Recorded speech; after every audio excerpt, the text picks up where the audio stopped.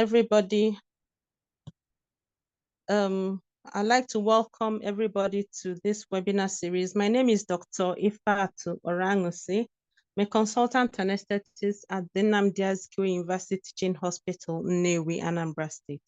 So I'm also the Secretary of the Education Committee of the Nigerian Society of Anaesthetists. On behalf of the Chairman of the Education Committee of the Nigerian Society of Anaesthetists, Professor Dati Mohammed, I'd like to welcome everybody to this webinar series today. Today we are having the 10th session of the 6th webinar series. And the topic for today is medical statistics basic principles. Today we are going to have our very important speaker, Dr. Baba Meyaki Musa, a senior consultant pulmonologist from the Department of Medicine, Aminu Kano Teaching Hospital, Nigeria, as our presenter, and Dr. Madrike Emmanuel, senior registrar in the Department of Anesthesia, Nnamdi Azikiwe University Teaching Hospital, Nnewi, will be our moderator. So at this juncture, I'd like to welcome Dr. Madrike to take over from here. Dr. Madrike, you have the floor. Thank you, Dr. Aranusi and the educational community. Good evening to everyone that is present. The topic, as she said earlier, is medical statistics basic principles, which will be taken by Dr. Baba Meyaki Musa. The secretary has already introduced him. And we encourage us we can write our questions in the comments, in the chat section. And at the end of the presentation, we would entertain the questions. So I'll call on Dr. Baba Musa Meyaki to start his presentation. Thank you.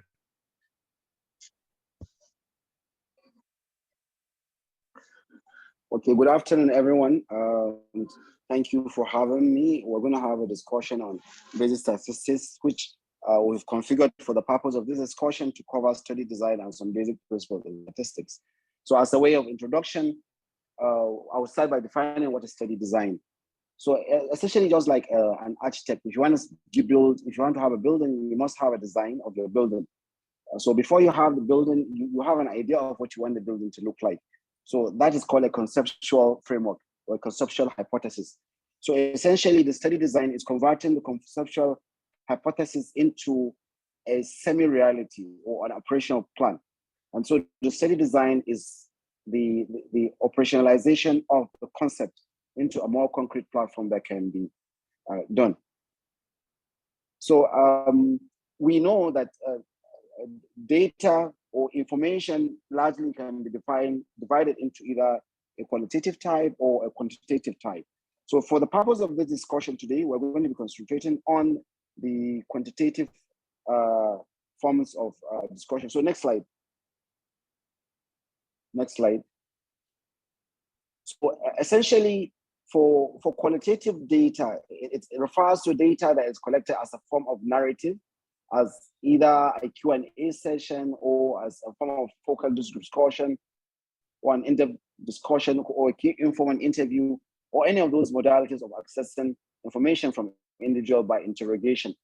Whereas quantitative refers to data that is derived in a numerical form, in a numbered form. So the study design we're going to be discussing is essentially about those numerical quantitative types. Next slide.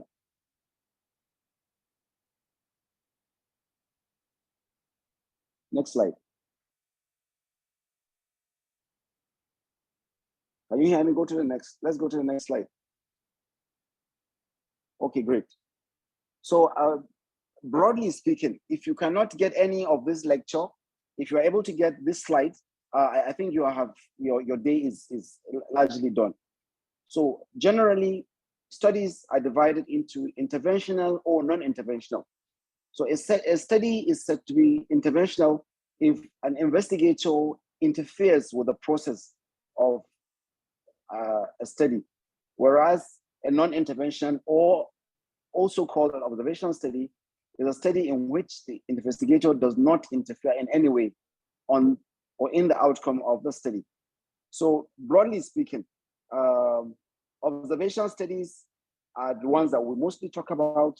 These are things like a case report, which is essentially reporting a single case.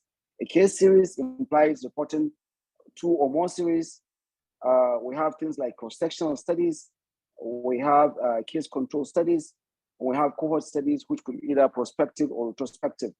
While when you are intervening, we largely ask that does the intervention control contains randomization? If it does contain randomization, we say we have a randomized control trial. And if there's no randomization, we have a non-randomized control trial. So this is the broad description. It's either somebody interferes with a study and it's called an intervention study, or somebody simply observes and it's called an observation study. Next slide.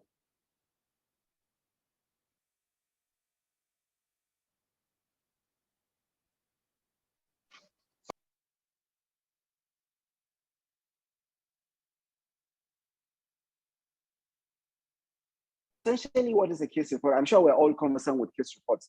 A case report is when you have an interesting case, like since you are anesthetist, I'm sure you find in the course of your work, you find an interesting case that has to do with anesthesia, or if you're working in collaboration with surgeons, you find a case that is interesting that you report on. So normally people report on either rare events or common diseases with a rare presentation or an abnormal presentation. So those are what we do as case reports, and they're normally very simple to do, and they're one of the commonest studies you find around. Next slide. The next slide is on case series. So in a case series, if you are reporting more than one case, it's called a case series. So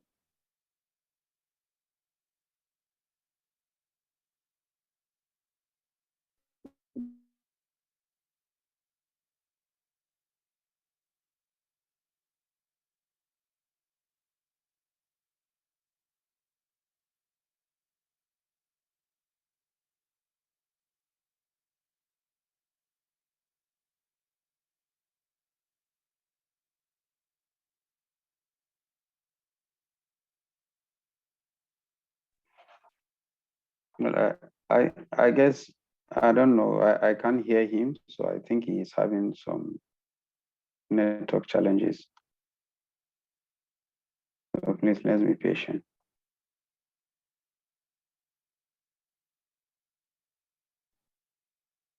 Dr. Baba, we can't hear you, so if the network improves, you have to start from this slide.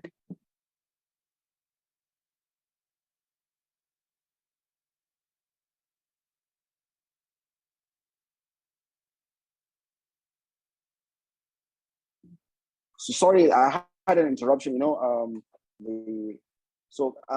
As I was saying, in a case series, there's sharing of experience of a group of patients with similar diagnosis.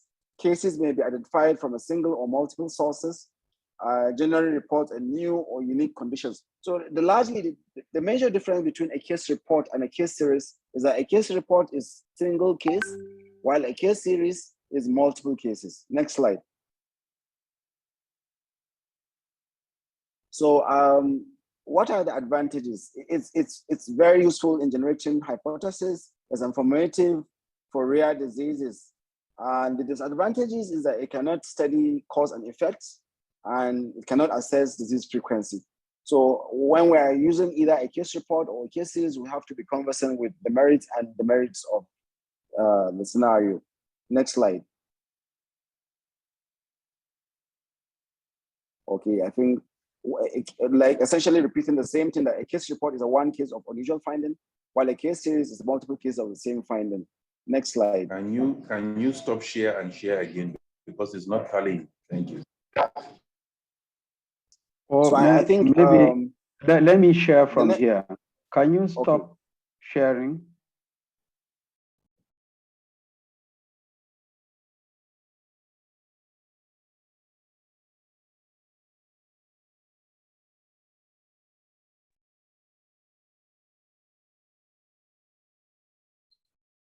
So we are on the slide that says analytical study.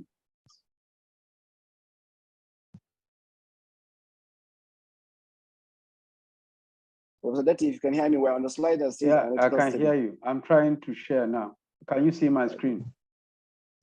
Yeah, I can. Yes, Okay, your screen is visible, sir. Okay, so I'll quickly get to that place, please.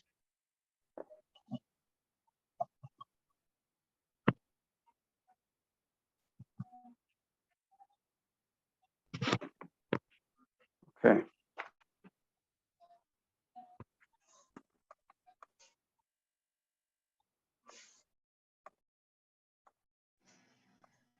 Here.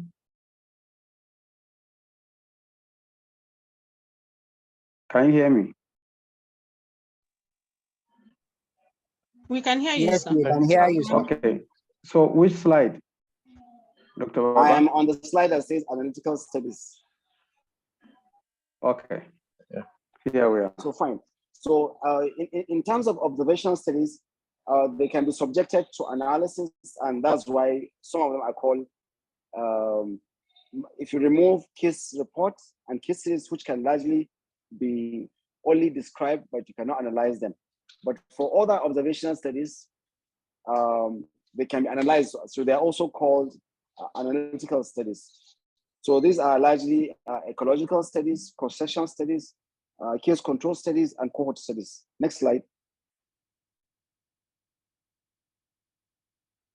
Ecological study. Next slide.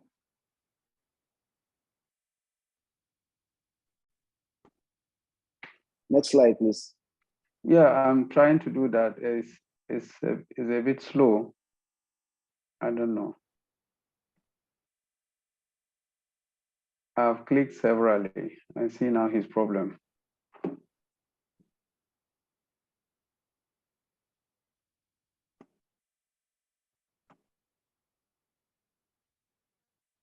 It's not going at all. Since everybody has a slide, I think I can also proceed. If everybody has the slides, we can proceed that way. No, it's only few of us that have. Maybe I have to stop sharing again and share again. Sorry.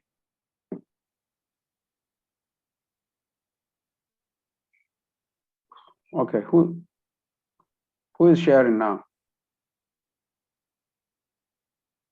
So ecological is studies. Is this still my screen that you're seeing? I don't know whose screen we're seeing, but I can see. Yes, that's what studies. I want to know. NSA Okay. is sharing.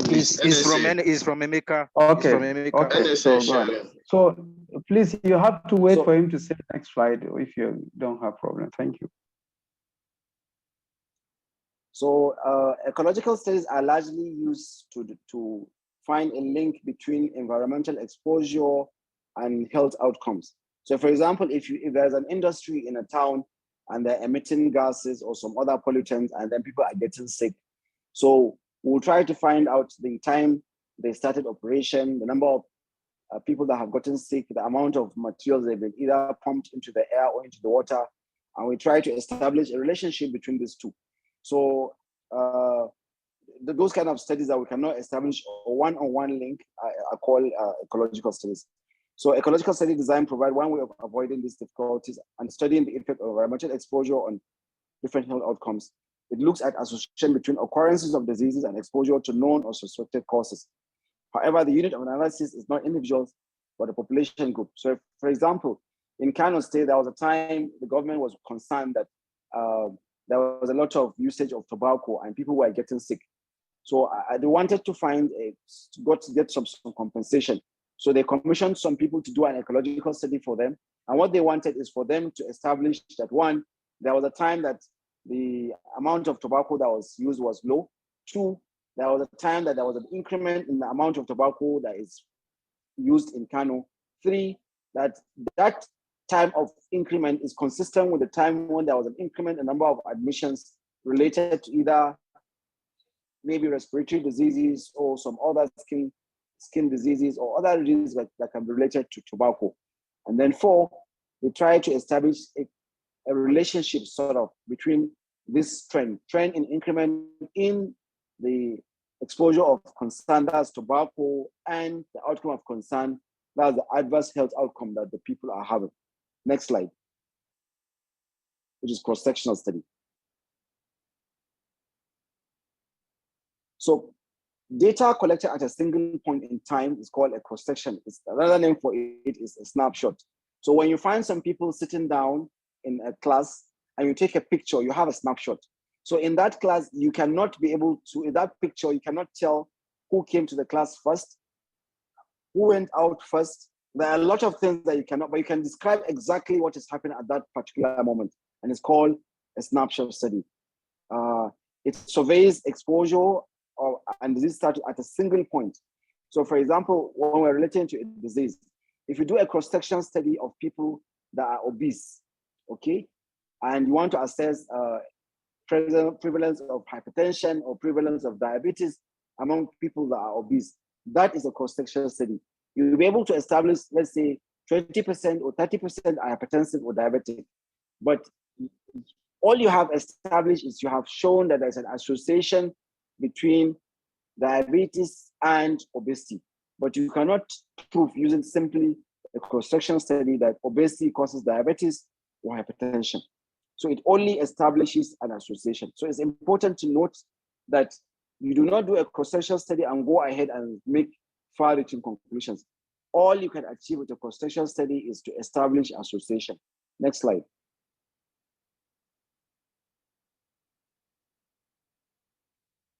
So you can see, first we have generally when we're looking at populations, we have a study population.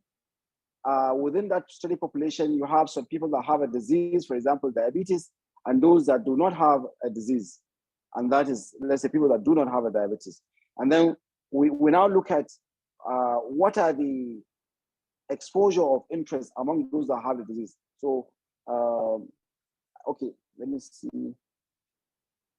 Next slide.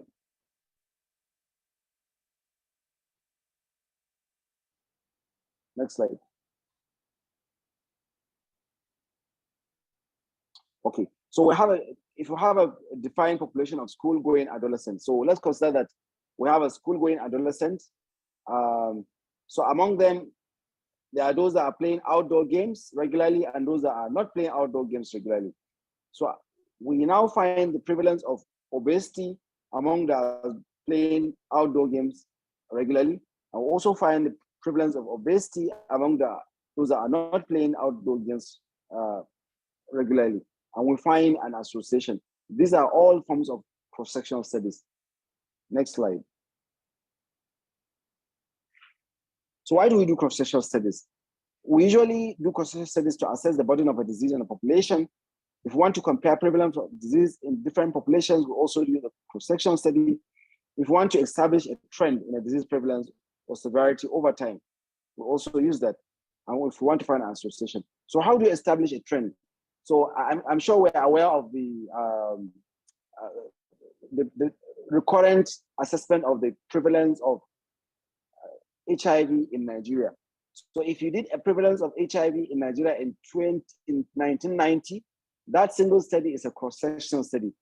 If you repeat another study in 1995, and you have another prevalence, that's also a cross-sectional study. If you repeat the same study in 2000, you find another prevalence, that's a cross-sectional study. So what you can see that we have a result for 1995, we have a result for 1990, we have a result for 1995, and we have a result for 2000, and we can establish a trend. So using multiple cross-sectional studies, you can establish a trend. So those are the use of cross-sectional studies. Next slide, case control study. So what is a case control? Hello, someone talking? What is a case control study? In a case control study, we start with people who have a disease. I think, sorry, Dr. Baba, I think the slide, they have one slide ahead of you. Maybe because of network, there is a delay. Okay, they should move back to one slide. Emeka, you should go back one slide. Yes, that's the case control studies. So we start with people who have a disease, and these people are called cases. And then we match them with another group of people that do not have the disease, and these people are called control. And then we look back. Looking back at a certain exposure of interest. So for example, let's assume that our cases are people that are obese, and then our controls are people that have normal weight. So cases, obese people, control, people with normal weight. So we now look back 10 years back and look at a common exposure and see. And let's just say we're interested in frequency of exercise. So which is the exposure of interest. So we find the number of people that do at least 3 days exercise in a week among the cases, and the number of people that have 3 days exercise among controls. And then we use our table and find an association. So let's go to the next slide.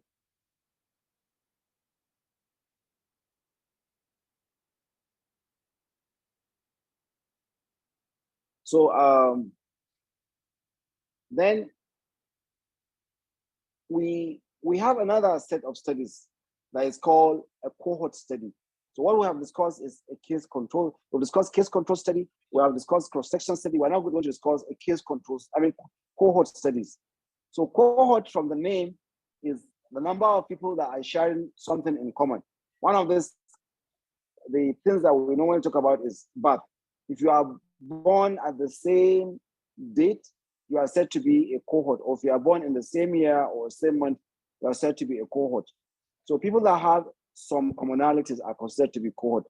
So in cohort studies, we can look into the future, and it's called a prospective cohort study, or we can look into the past, and it's called a retrospective cohort study. Next slide.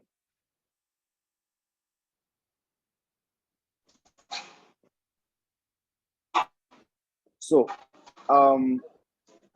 if we start with a study population. Okay, I think next slide. I think it's still on case control. Next slide. Next slide. Go to cohort studies.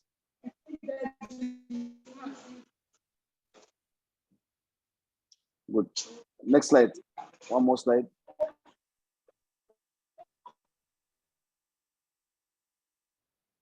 Very good.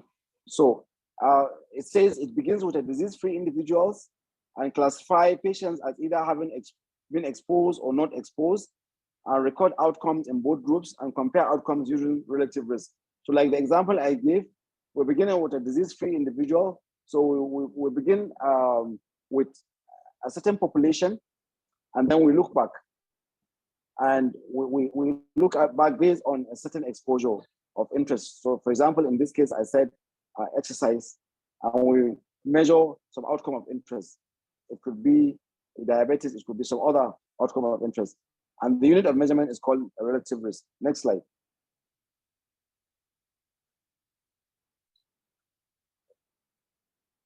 Next slide.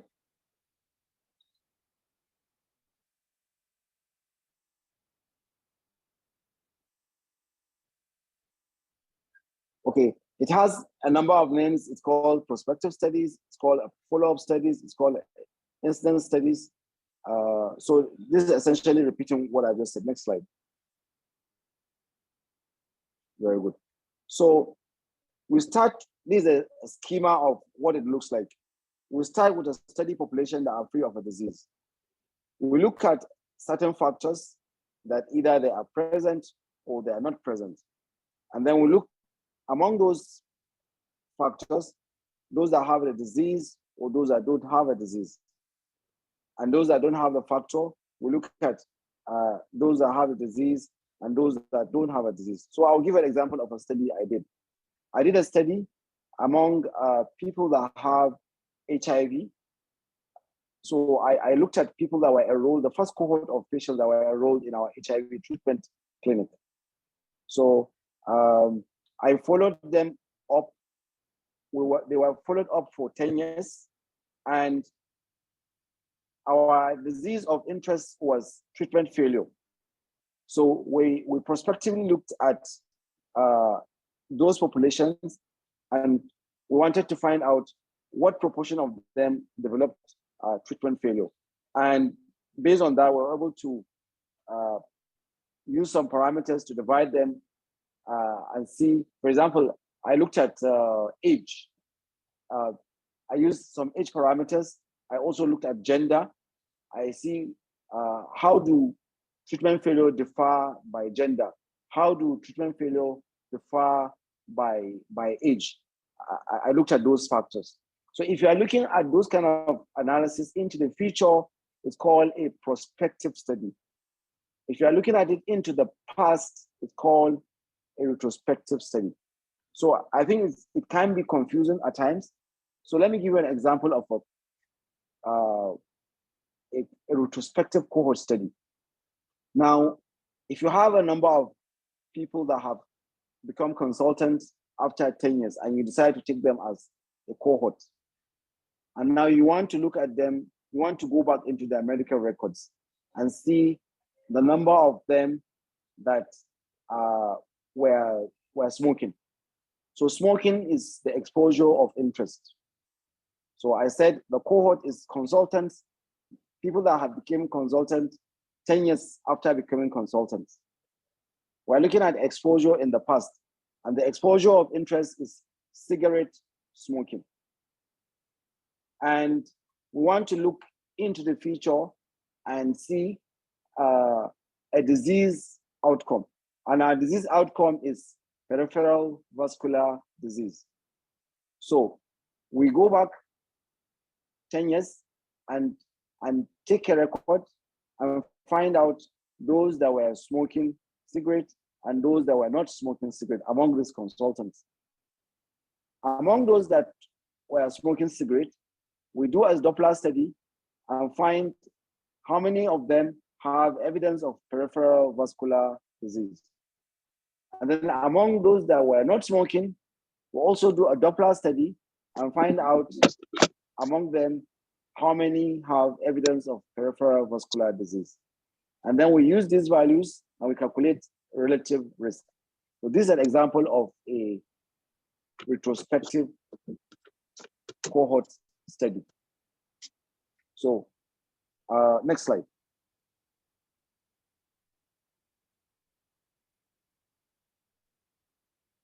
So this we have in the present some people that are playing outdoor games. The cohort is that of a cohort of school-going adolescents. Among them, some are playing outdoor games and some are not playing outdoor games. And among those that are playing outdoor games, 10 years down the line, we're going to find what is the proportion of. Yes, hold on. Sorry, Dr. Baba, I just want to clarify. Which slide are you seeing now? I'm seeing experimental studies. I have not reached there. Oh, okay. So there is a slow, he has to wait because she displayed that slide earlier. So let him go back. Go back one step.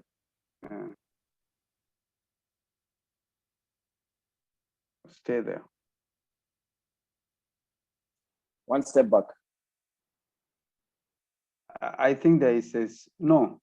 Emeka, you have to know that the band is different from his, so you have to wait for him to see. So go to that slide and stay there. Go back. Yeah. I mean, then yeah, no. After experimentals, just behind experimentals, there is a slide. That's Emeka, stay here, correct please. slide now. Yes. So the example we have here are that of cohort of school-going adolescents. So among them, this is a cohort in the present, okay? So among them, we're looking at those that play outdoor games and those that do not play outdoor games. So this outdoor games is our exposure of interest. It's very important you understand this concept. The games is the exposure of interest. So we're going to follow them up 10 years down the line. And then we're going to look for an outcome of interest. Our outcome of interest is obesity. So Among those that are playing games, outdoor games, we're going to find the proportion of those that have obesity. And among those that do not play outdoor games, we're going to also find the proportion that have obesity. And using these parameters, we're going to calculate what is called the relative risk.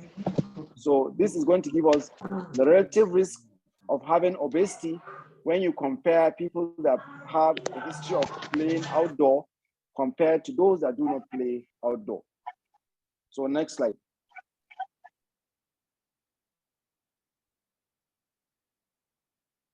Very good.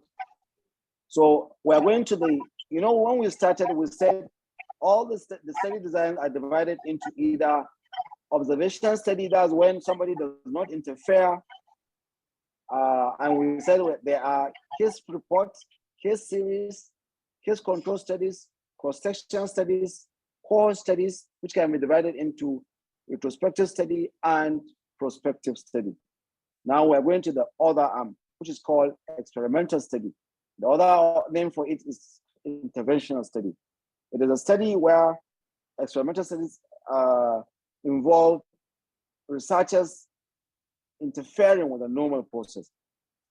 Experimental studies are similar in approach to core studies, except that the study are under direct control of the investigator. There is some actions or interventions or manipulations which are done deliberately by the investigator. So what are the aims of experimental study? The aim of an experimental study is to provide scientific proof of etiological factors.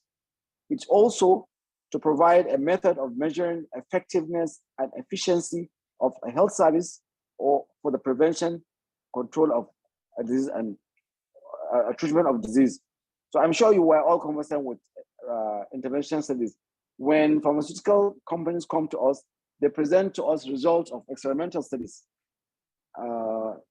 whereby they tell you that an antihypertensive has been given to a number of patients and they've been followed up for so years, and they've been able to establish control among the people that use this particular drug compared to this kind of another drug.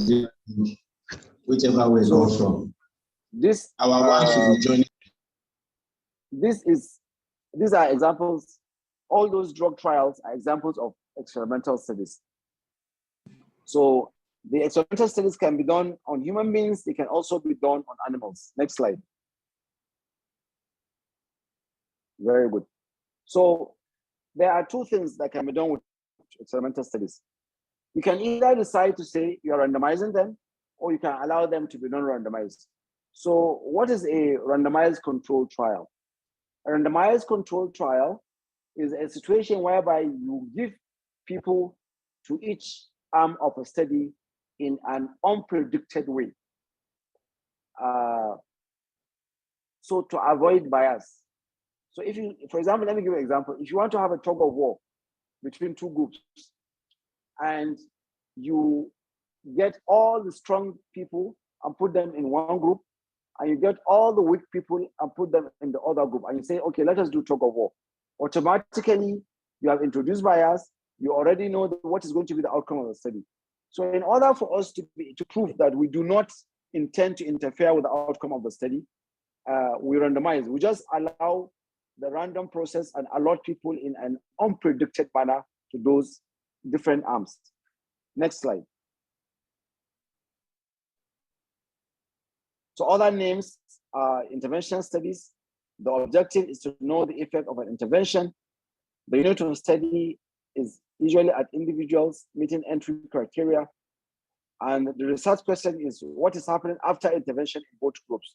So if we're given an antihypertensive, we want to know what is happening in those who give drug A and in those who give drug B. And the direction of evaluation is into the future. Next slide.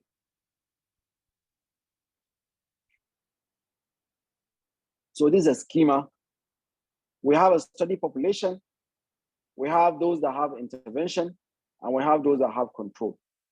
And among those that have the intervention, you have those that have outcome of interest, and we have those that have no outcome. The same thing applies to have those that have control. And those that are in the control arm, those that have outcome of interest and those that have no outcome of interest. So I've been given an example with antihypertensive. So let us say our study population is people with hypertension. Our intervention arm is using a calcium channel blocker. Let us assume it's our intervention arm. And the control arm are people that are, let's say, on a diuretic.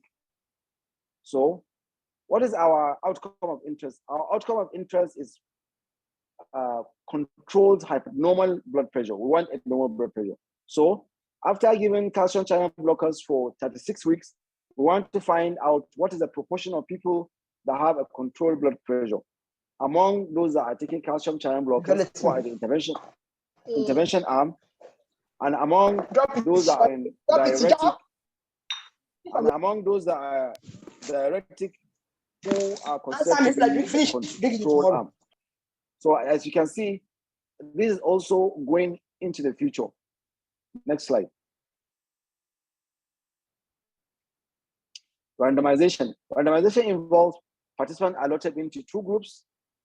The study group who receive the preventive intervention or therapeutic maneuver, and the control arm who do not receive the drug of interest or intervention of interest or maneuver of interest. Next slide.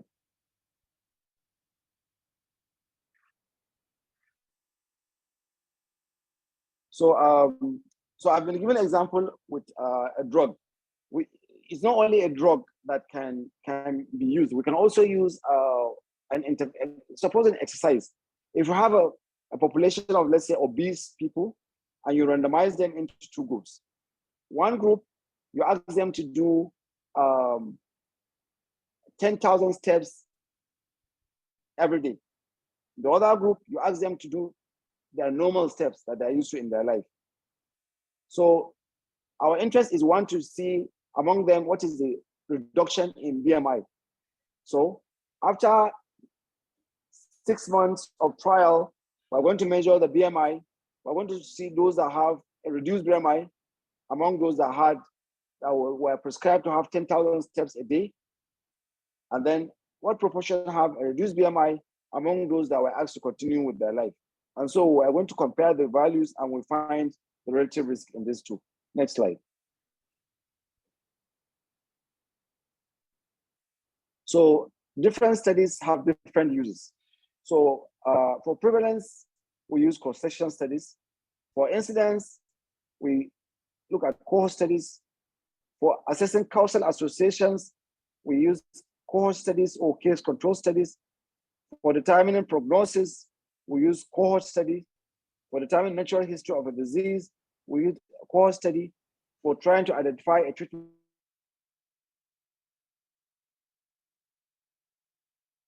if you've done a lot of prevalence studies, find the prevalence of, let's say, allergy to a particular drug among some population. I'm sure you've done incidence. We want to find what is the incidence of migraine among people that listen to large music. So we have people that listen to large music, we'll follow them over time, and we'll find what is the incidence of migraine among them. Or we want to find what's the incidence of HIV among people that are men having sex with men, MSMs. Initially, they don't have HIV, but we know that they have an exposure of interest, which is having sex with men. We'll follow them into the future and we'll find what is the incidence of HIV among them. We want to find an association between obesity and exercise. We use a cohort study or a case control study. We want to find the natural history of syphilis. We find people that are exposed to syphilis. We don't give them drugs, which is unethical. We follow them over 10 years and we see what is going to happen to somebody if he has syphilis that is unattended to. We see the various stages of syphilis. That is called the natural history of a disease. We want to know the impact of a lipid-lowering drug. We find people that have hyperlipidemia. We randomize them into the drug of interest and standard of care. We find what is the proportion of people that have a reduced lipid among both arms. That is called a treatment effect. Next slide.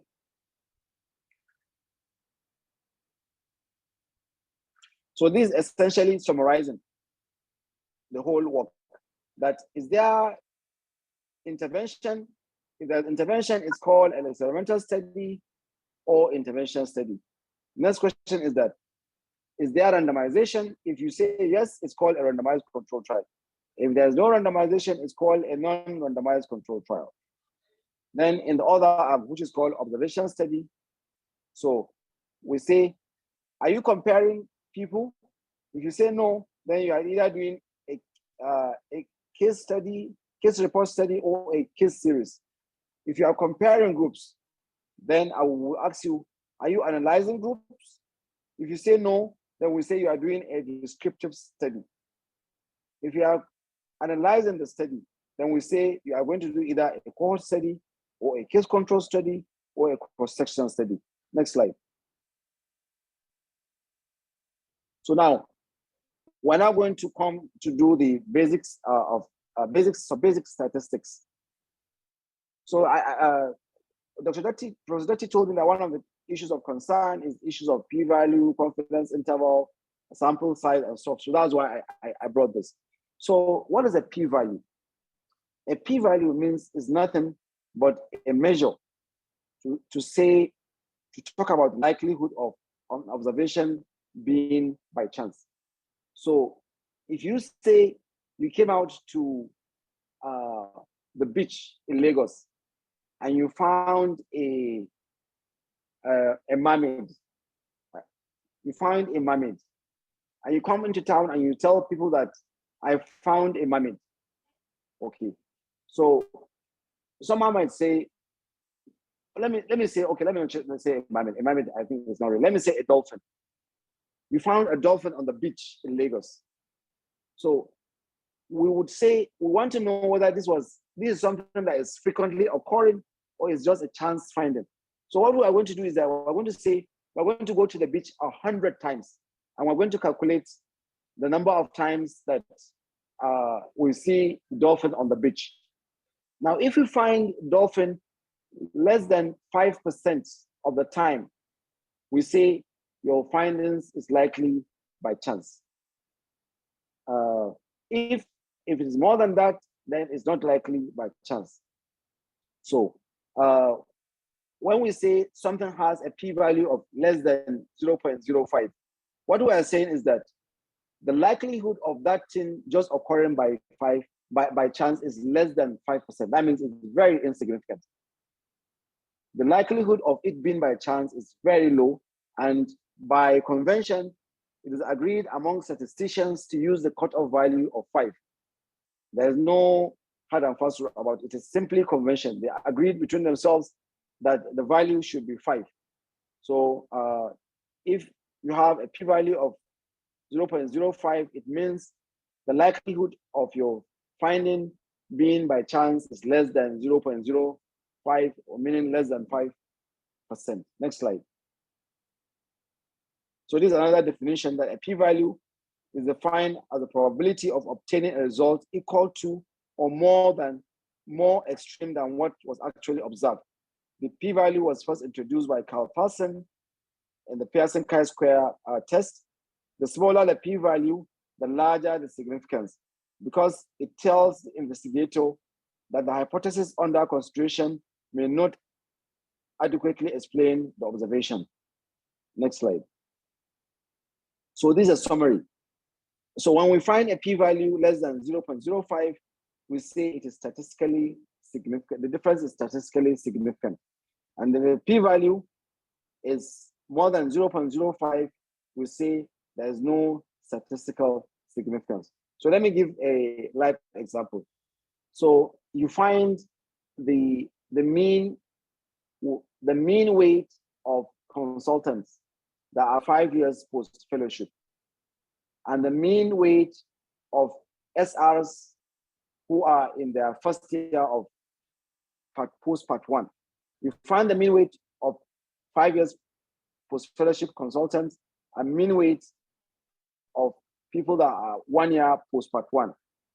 So you find your hypothesis is that in stating hypothesis, we have 2 forms of hypothesis. We have what is called a null hypothesis, which says that there is no difference. So our null hypothesis is saying there is no difference between the mean weight of this consultant and this resident. The next thing is called the alternative hypothesis. Our alternative hypothesis is saying that there's a difference between the mean weight of the consultants and the residents. So we set a rule that if we find a certain value, which is assessed using what is called a Z-score, if you find a certain value, we will say that it is statistically significant. That means the difference that we found between the mean of the consultant and the mean of the residents is statistically significant. That means it just cannot be explained by chance. It's not a chance finding, it's real. If the p-value is more than 0.05, then we're saying that we do not have enough evidence to show that the difference between them is not by chance. Next slide.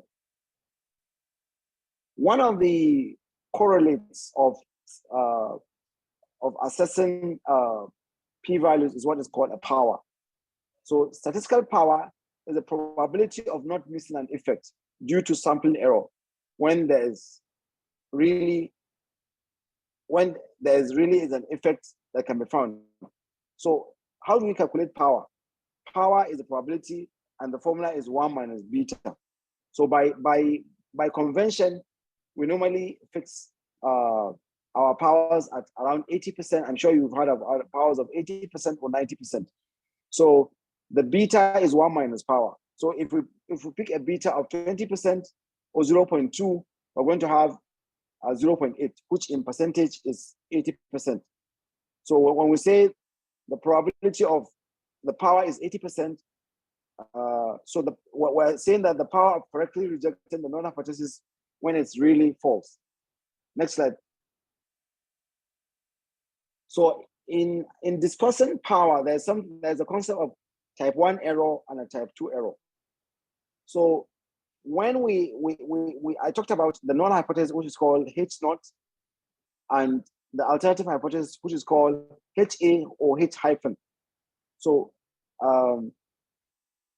when we have when we find a true difference, when we make an error, when we say something is there and it's not there, we say that it's called a false positive finding, and it's called a type 1 error.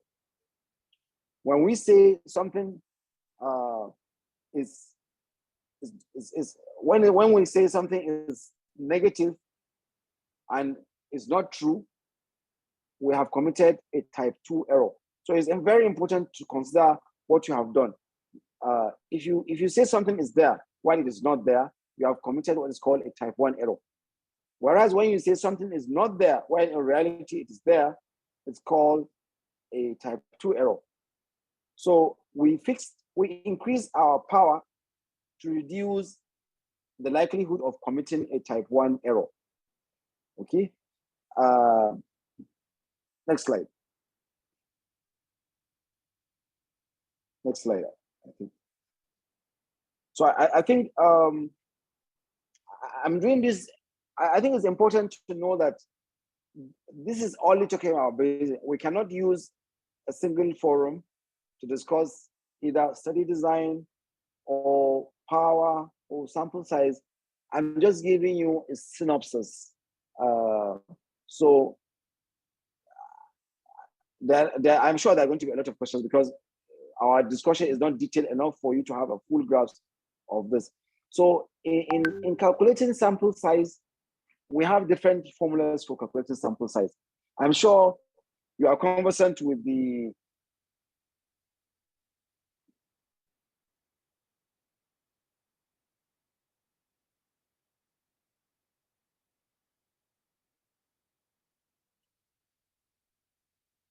okay, so I think we're on the right slide. We're on the right slide.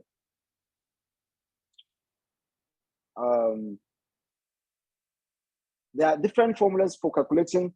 I think the mix-up is from me. Can we go to the next slide, please? Go to the next slide. The next slide is calculating power and sample size. Yes, good. So power is determined by what is called an effect size, by the number of subjects, and by the choice of the alpha, and alpha is a p-value. Next slide.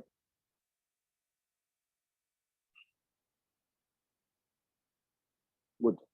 So this is the formula that we're all conversant with. This is called, to calculate a sample size for a finite population, we say we have z squared times p times q all over e squared.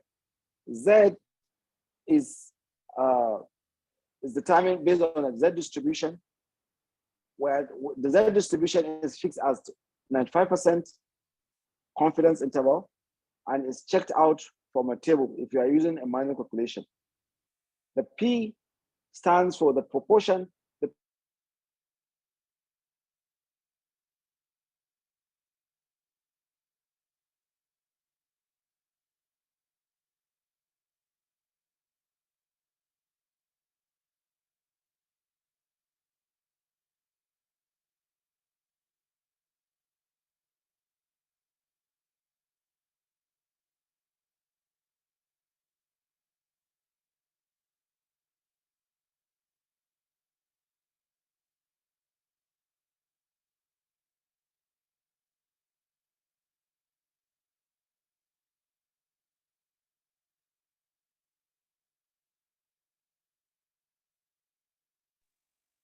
I think he's probably having a network issue. If we'll just be a little bit patient.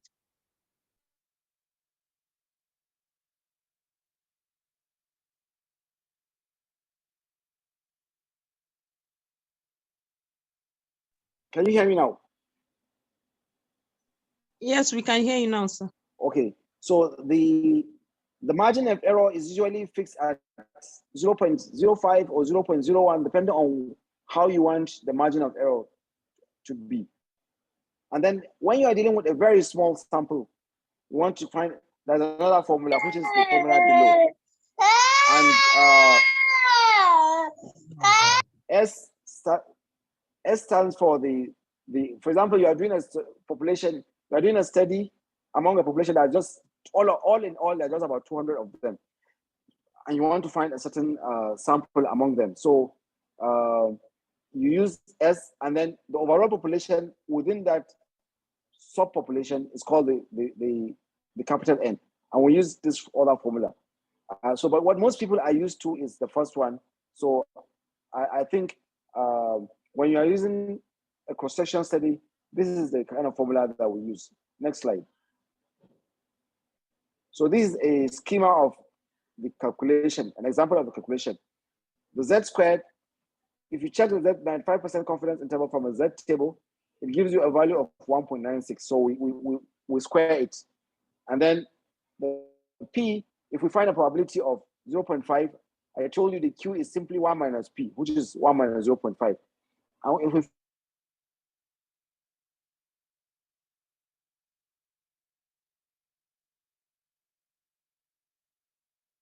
fix our margin of error at 0.05, we square it. And if you do the calculation, these are 3.84, doing a study that is essentially cross-sectional. Next slide.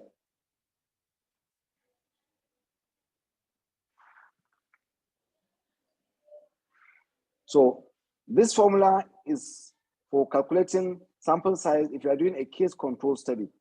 You can see N stands for the desired sample size, R stands for the ratio of cases to control. So cases can either be 1 to 1, 1 to 2, 1 to 3, okay? Z alpha, which is the Z score, 1.96, which is 95% confidence interval. The power, which is ZP, is fixed at 80%, and from the table it's gotten at 0.84. P stands for the proportion of cases. The other PI stands for the proportion of controls. And the P star stands for the average proportion of exposed. And the formula is P plus P divided by 2. So most of these things are usually done with a calculator or with a software or something like that. But the most important thing is that you know what are the meaning of this, what are the meaning of those things that are inserted. Next slide. Okay, this is another formula that can be used for finding case control studies also. Next slide. So sometimes we're looking at variable proportions. What we have, if you look at the previous slides, we've been talking about proportions, but at times we might be dealing with values that are continuous. For example, height, weight, BMI, cholesterol, or any other numeric value that is continuous. So when we are dealing with a continuous variable, we have to use a different formula. And this is the formula there. And the meaning of the formula is delta stands for the size of the difference, meaning the mean effect size. For example, do you want to find a difference of 10%, 20%, 30%? The difference we want to find between the two groups is called the effect size. Alpha, we've been talking about it since morning, is a significant level, usually put at 0.05. The power, by default, we normally put it at 80%. Some people put it at 90%. As the sigma stands for standard deviation. If you have values, you find the mean, you also find the standard deviation. So delta stands for standard deviation. And then ZP stands for point of normal distribution to give required power and significance. This is gotten for a table. The easiest way to do this is not to do this manually, is to use a software or a calculator to do this. Next slide.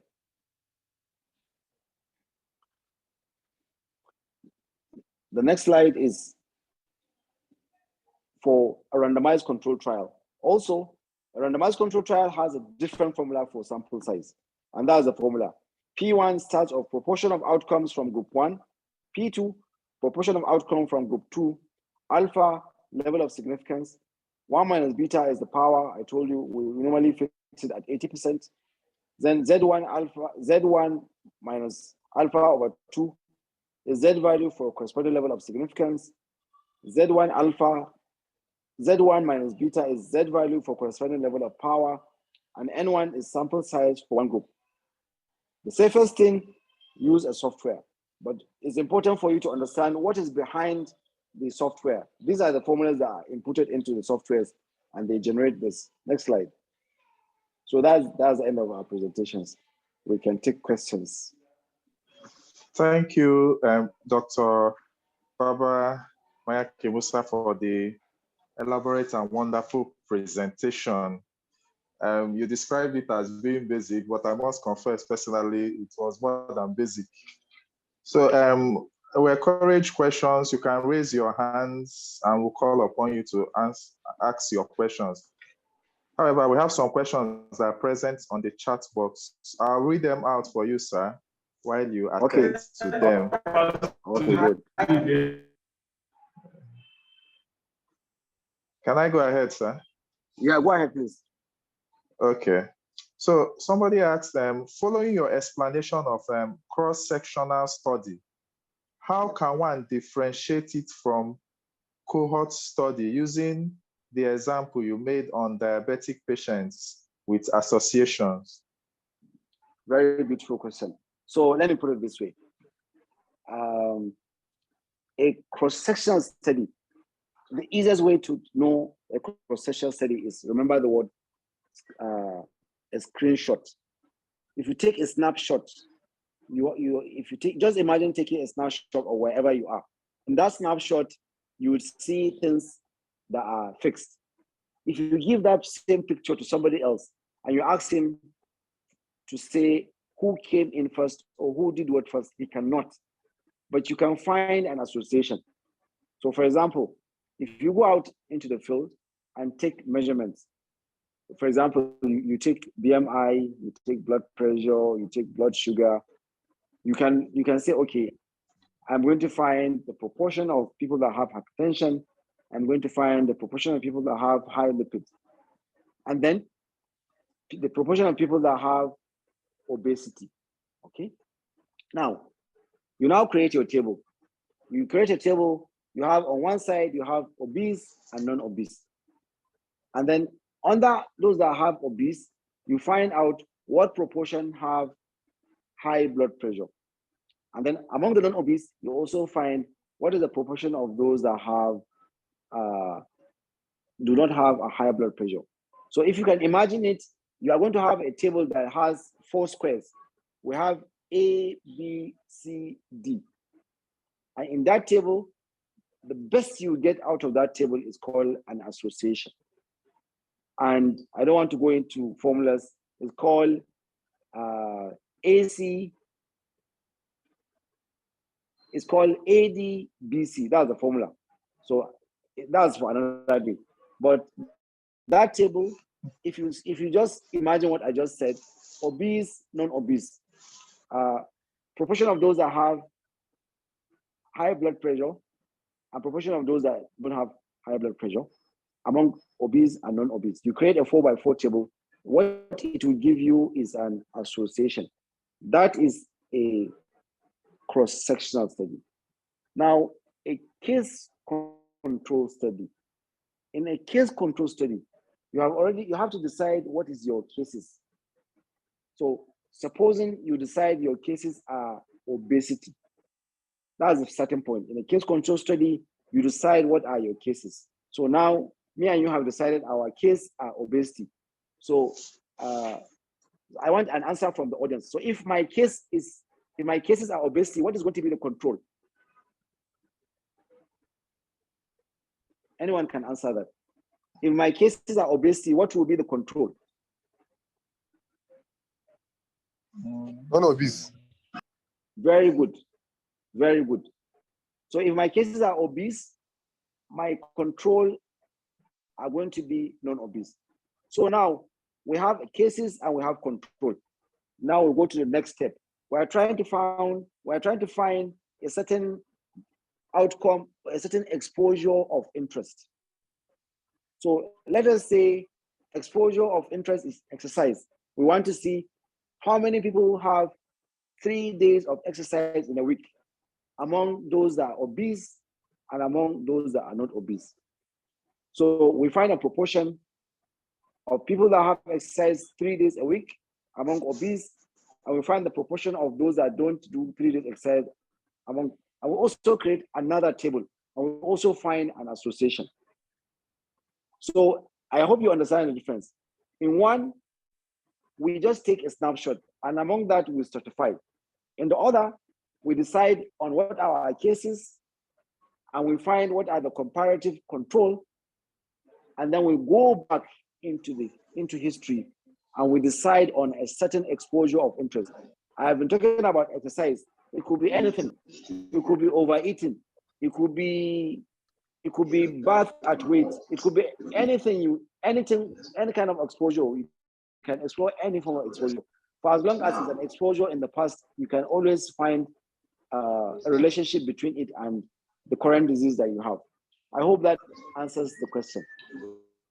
Okay, thank you, sir, for the explanation. Another question is, I think while you were talking, you mentioned that a trend is established with multiple cross-sectional study.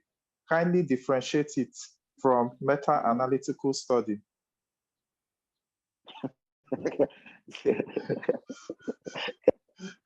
I mean, they have no business there. Meta-analysis is a very complex mathematical procedure that uses mathematical formulas to compare, to create a composite measure of interest from a number of studies, okay? And these studies, they can be done on the same date. All of them can be done on the same date. And they're usually interventional studies. So, but what I said about multiple cross-section studies is, if you did a sentinel survey of people that use contraceptive in 1990, I repeat that same sentinel survey in 1995, you establish a new proportion of people that use contraceptive.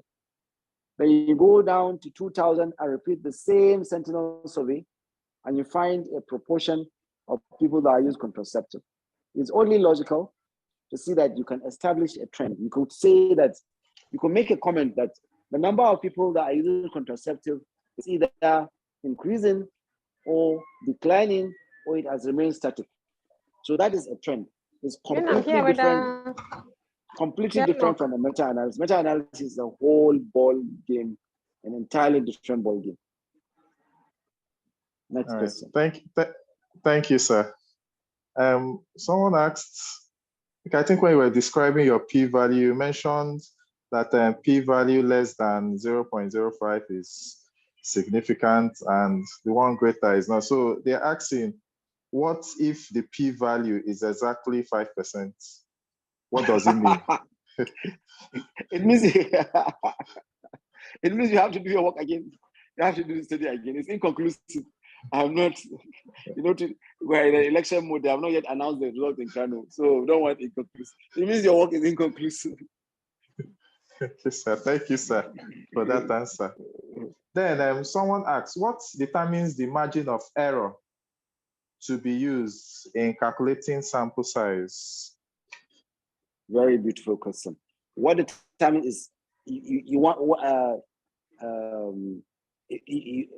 okay, fine. Let us first let's take a step back.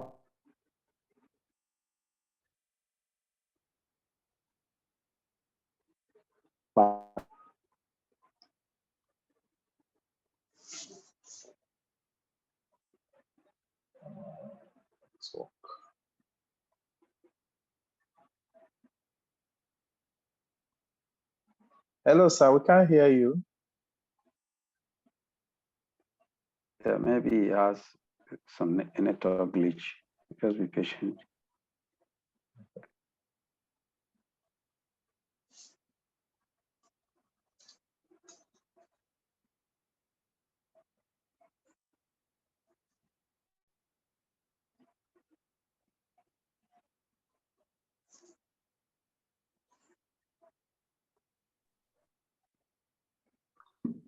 No, sorry, a call came in.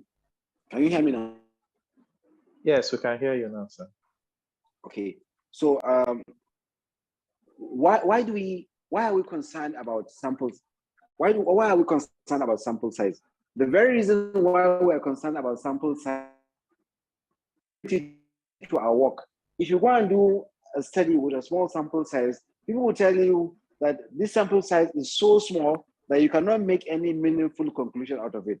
That means we have to take a bigger sample size. The bigger our sample size, the better the representativeness of our sample.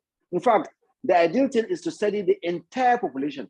But unfortunately, because of constraints in resources, we cannot study the entirety of a population. So the next best thing is to study a certain proportion of them that can be meaningfully said to represent the larger group. So how do we determine what is meaningful? That is why we now use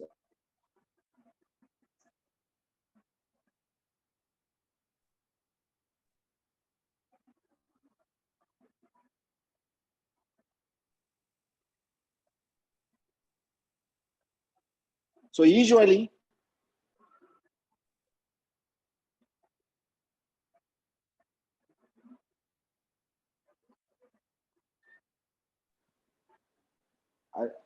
can you hear me now? I saw it automatically muting itself.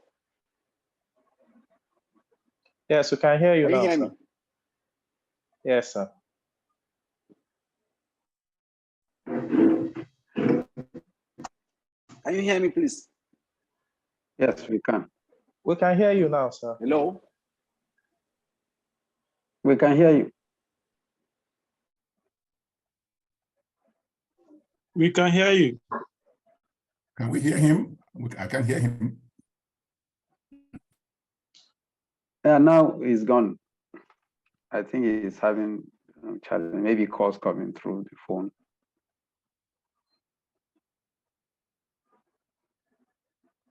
Can you hear me now? Yes. Yes, we can, sir. Can you hear me? Yes. Yes, we can. Can you hear Hello, us? everyone. Can you hear me, please? Yes. Yes, I think we it's can. from Hello? his side that he had. We can hear you, Can Dr. you hear Baba. me? Can you hear us, Doctor?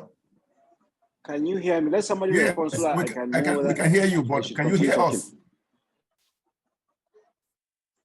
I don't think he can hear us. That's why That's the he's problem. asking. He cannot And hear I'm us. afraid if I call him, he might be using his phone, and that will disrupt the network again. You have to call him, let him know that we cannot hear him. Okay. That we can hear him, but he cannot hear us. That's the problem. Okay, I will now.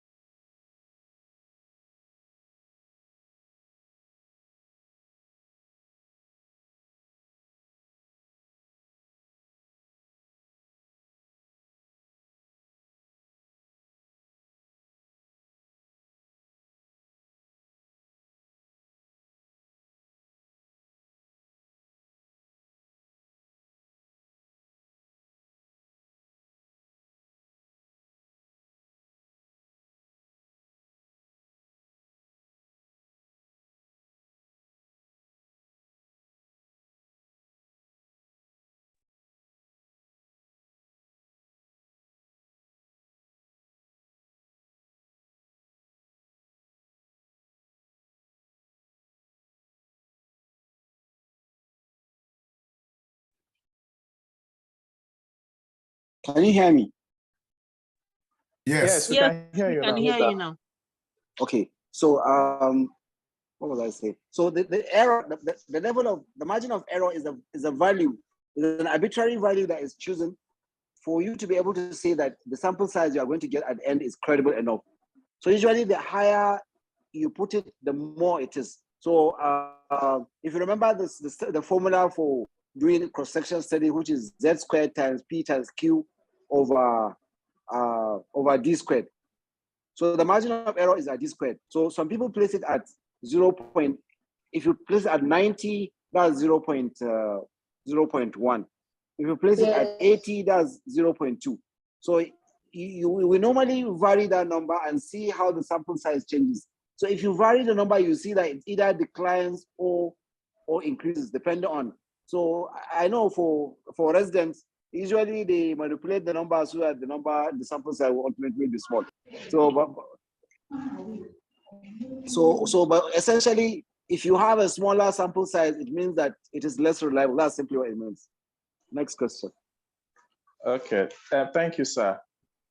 Then we also, someone asked if, you talk about interquartile range and confidence interval.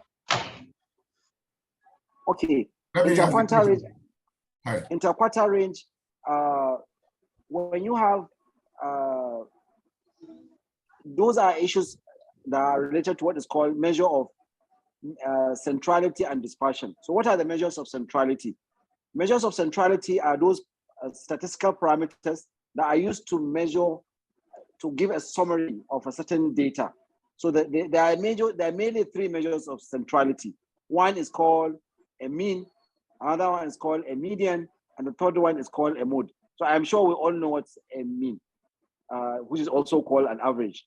And then the median is the middle value. If arranged in serial or in order, in a hierarchical order, the middle one is called the median. And then the mode is the one that occurs most frequent. So for scientific purposes, we usually use mean or median. Okay. Now, when you are using a mean, you want to know what is the dispersion. That means how is the data dispersed around this measure of the central measure, which is the mean. So we use what is called a standard deviation. Okay. The standard deviation tells you how wide the values are around the mean. If you are using a median, we don't use a standard deviation for median. We use interquartile range. So we have an upper quartile, middle quartile, and a lower quartile. So the difference between the upper quartile, which is Q1, and the Q1, which is lower quartile, and the upper quartile, which is Q3, is called the interquartile range. Okay, it's like measuring between two standard deviations.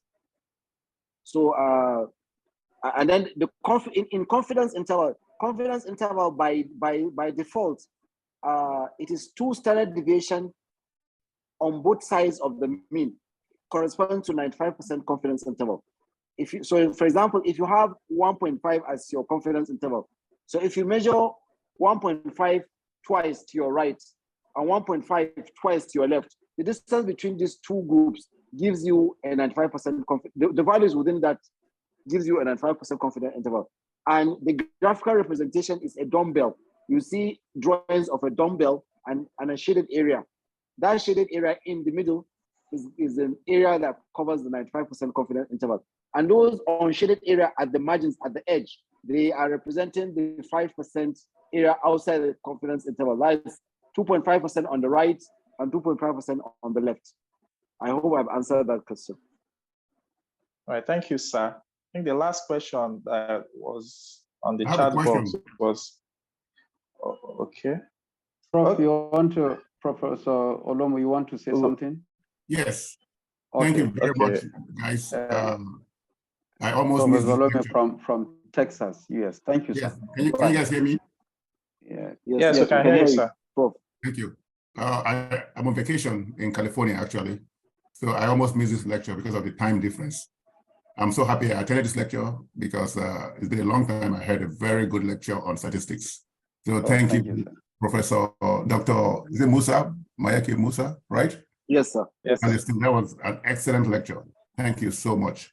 Thank you, sir. And you covered everything pretty much. And I asked the questions about confidence interval and the interquartile range, and you answered it very beautifully.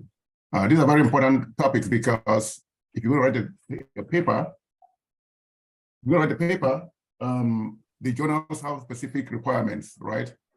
Some journals require, some of them require, p-value, some of them require the median and the IQR and range, confidence interval. So some journals have, in fact, as a matter of fact, some journals are changing now from p-value and they're wanting the confidence interval, which again is a measure of probability of something happening. I'm actually going through a review now of one of my papers that I'm trying to publish, and the editor is just giving me hell about IQR and range and median. He said, anytime you use a median, you must put the interquartile range and put the range itself. So you'll be very aware of the journals. Correct. You're going to be very aware of the journals you want to publish in because they have specific requirements, and you must do it the same with the way the editor wants it. Otherwise, your paper will not be accepted.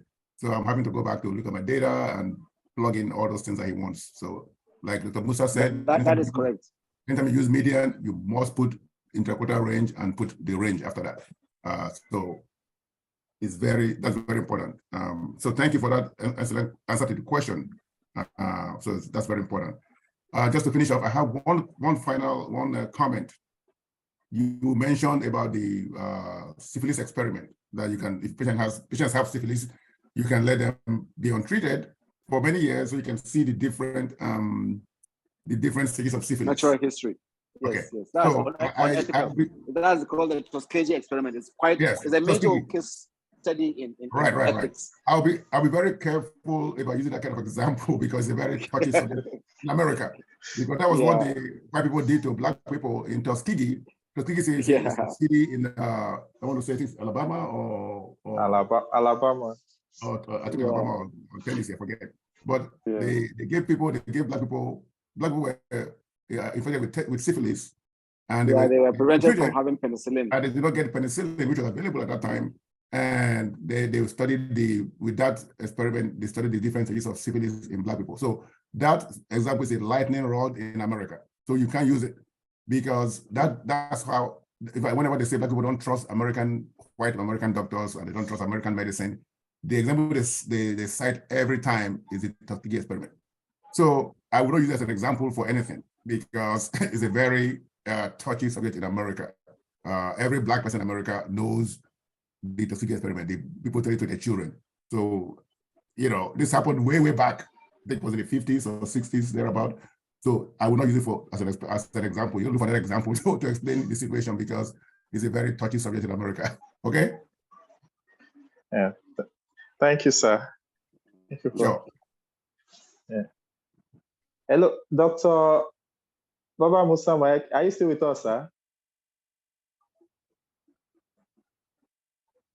I think it's off temporarily.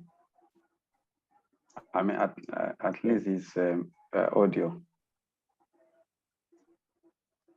Okay, I think we've exhausted the time for questions. Yes. So I want to, he's not here. I wanted to thank him for the presentation again. And then I'll hand over the mic back to the Educational Committee, to the Secretary, Dr. Oranusi. Thank you. Okay, thank you very much, Dr. Maduike. It's been a wonderful session. I don't know if my chairman has anything to say. Professor Deti Mohammed, I don't know, sir, if there's anything else you would want to say, sir. Yes, thank you. There is always something to say. I want to thank you very much, Professor Patrick Olomo, for keeping with us, no matter the time, all the way from US and for the guidance. Your warning, I mean, is well noted. So we don't give that kind of example. It's good to read very well. I've seen our friends from Tanzania and Zambia, particularly Dr. Ndava Sifuka. If you want to say something quickly, please. Okay. All right. And then we have General Ogumbi. I don't know when I've been looking for him, but I've just seen him. General, sir. Thank you very much, Professor Deti. It's so after a little while, and I understand he's on vacation. Thank you very much, Patrick, for joining us for this meeting. Thank you, sir. More importantly, I want to congratulate the President ESCO of NSA for continuing the initiative of the immediate past NSA ESCO led by Professor Nwaso Ogboli for this series of webinars. They are training webinars and very, very educative. And I believe that yourself, Professor Deti, you have continued to keep the flag flying. And I sincerely hope the way you have changed the narrative for this training webinars is going to be for the good of the residents. And having listened to this biostatistics lecture, I mean, it's rekindled a lot of memories for me as an individual. And I believe, because for most of the residents, including some of us consultants, we run away from statistics, but we cannot totally run away from it, especially if you are in the academic space. But I will want to implore our residents to always make sure that they stand with the, they stand with the biostatisticians when they are doing their statistic analysis at all times. Because sometimes during examination, you ask a candidate, how did you arrive with this sample determination? He does not have a clue. How did you arrive at the p-value? What is the essence of the p-value? And once in a while, we get some answers which make you feel that the resident was not part of the process of that his paper. You know, so I'm so happy that the statistics lecture, basic statistics lecture, has come to pass today, and it was ably and well and lucidly presented by Dr. Meyaki. So thank you so very much for this privilege and opportunity. Sorry, I don't know whether it's because of the election. The network here in Kano is quite challenging. They are battling it out there. They are just so thank you very much. Two of our seniors, Professor Olomo, you had him, and then General Ogumbi just commended the way you presented this very important topic to what is important for residents and consultants in the academic space. Professor Nwaso, she's here. Please. Professor Nwaso, are you still with us? Very much. Thank you very much, Dr. Deti. Thank you for this brilliantly arranged webinar. I want to specifically thank Professor Isa Baba Mayaki for doing justice to the topic, and also for, presenting it in such a way that it is so understandable and user-friendly. I was battling with my network to be able to join at the beginning. And then luckily the network stabilized and I could follow the lecture. Thank you so much, Dr. Mayaki. And thanks for keeping the flag flying right from the ABU days. Well done. I want to particularly go the line of the previous speakers to say that this area is really very important, and it's something that has really caused a lot of challenges for some fellows, especially at the part 2 stage of the training. And I would like to call on Dr. Detti and Dr. Mayaki. I don't know if we could have another session, maybe a part 2, to be able to understand some of the rubrics more. Things like relative risks, number needed to treat, and even calculation of sample size can be a challenge. Sorry, Dr. Baba Mayaki, sorry for your network, but I don't know if you can hear me. I'm just saying that if we could have, through the Education Committee, a replay, or a part 2 of this, a follow-up, to be able to understand some of the rubrics even better. I really will appreciate it. I want to thank Dr. Ogumbi, General Ogumbi, for the kind words he said about us, about the NSA, ESCO, and the webinars. Thank you so much, sir. And thank you for always supporting us and keeping faith with us. I appreciate Professor Patrick Olomu. Thank you so much for joining. Thank you, sir. All the way from California. And sorry about the time difference. We really appreciate you and your inputs, especially the word of caution, which we know these days to avoid difficult, controversial areas and sore points. Thank you so much, sir, for that input. I appreciate all the people, the participants, and all the organizers, the Education Committee. Thank you very much. I know that our president, Dr. Busola Alabe-Briggs, will probably on her way to Lome, Togo at this time. I know probably still on the way, or having just arrived, might not be here, but I appreciate the effort she's putting to keep this going with the ESCO team. Thank you so much, everybody, and have a good rest of the. Yes, sir. Thank you.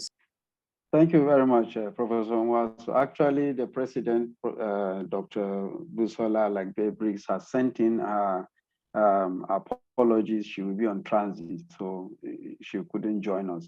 And many other fellows too, who are regular attendees of this, are either on their way, have just arrived in Lome for the WAS conference. So that's why they are not here. So that is understandable.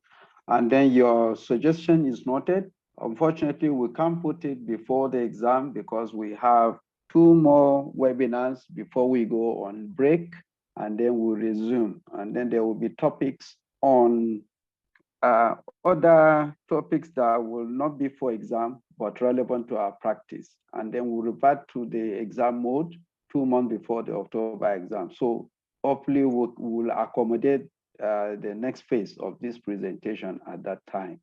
So thank you very much for the suggestion. 2 more people I've seen here, if they want to say something, Professor Antiokusi from Kumasi, Ghana, and also Professor Eshiet from Nigeria here. Prof, if you're still around, please, you can mute and say something. Okay, maybe he has left. Okay, so thank you very much for attending this webinar. We are always delighted to have you and to rub minds and contribute to the knowledge and practice of anesthesia. Next week is going to be a webinar on case-based discussion. We're going to assemble some trainers to be panelists, and then we have residents who have registered for exam to volunteer to speak so that they are guided on how to answer questions at the exam. So we hope the resident will make it a day to attend, please. And then the last webinar before we go on the break, that will be on the 1st of April, will be by Professor Anite from Ghana, who will be talking to us on interpretation of arterial blood gases. So you can't afford to miss that one too. Then after that, we'll go on a break, and then we'll resume mid-May, but we still make the announcement. And kindly take note that the next two webinars will start earlier because of Ramadan. And it will start around 4 so that we can finish before 6. Otherwise, it will be difficult for many to join or to even keep with us. So thank you very much. I don't know, Dr. Shelley, if you have an announcement, please go ahead now before we leave. Dr. Shelley. Okay, thank you, sir. And good evening, everyone. Thank you for keeping faith with us. We just want to thank those who have paid their dues for this year, 2023, the NSA dues. And we appreciate you and we say thank you so much, because it is this due we use in organizing some of these webinars. And we also want to employ the other members who are yet to pay, that they should please kindly pay up their dues for year 2023. And please follow us on all our social media handles. And then this present webinar, the recording will be uploaded on our YouTube, and we will share the links on all our platforms. Thank you very much. Thank you very much. Thank you so much. God bless you all. See you next week.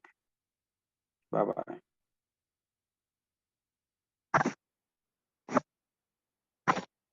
Thank you, Professor Detti. Bye-bye, everybody. Bye-bye. Are you coming to Lome?